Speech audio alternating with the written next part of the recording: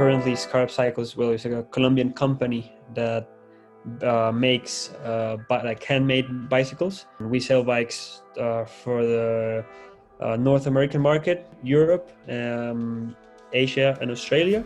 And our second biggest market is Colombia. So basically, they're handmade steel bicycles. They are custom made. Yeah, every bike is made upon the person or the client, the one who's going to use it. So it's people between 25 and 60 years old who are already in the cycling scene, like already own a bike or have a bike or have been cycling for at least couple of months. So it's not an entry-level bike because of the price and because of the complexity of the materials. It's not easy to understand that you're gonna pay so much for a bike that weighs 300 grams more than a bike that wins the Tour de France. Yeah, basically Scarab Cycles has online and offline presence. The offline presence, we have one retail store located in Medellin, well, in El Retiro, Antioquia, Colombia.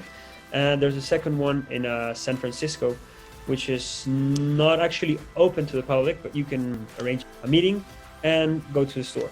Most of our clients come from word of mouth or either walk-ins or either ex-clients or people who know the brand. So one of our challenges is like to be able to start a conversation with a lead or with a opportunity or a possible client.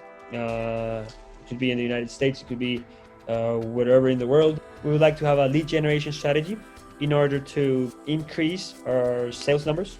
Currently, since we started as Scarab Cycles in 2018, for the Colombian market, we've sold 31 bikes. For the US and Canada market, 35, and 11 for like international sales. Like we have directly like inbound lead sources, which are like direct mail, phone calls, walk-ins, like social media messaging, Facebook, Instagram, or sometimes WhatsApp when they just add our phone number from our webpage and directly write to us.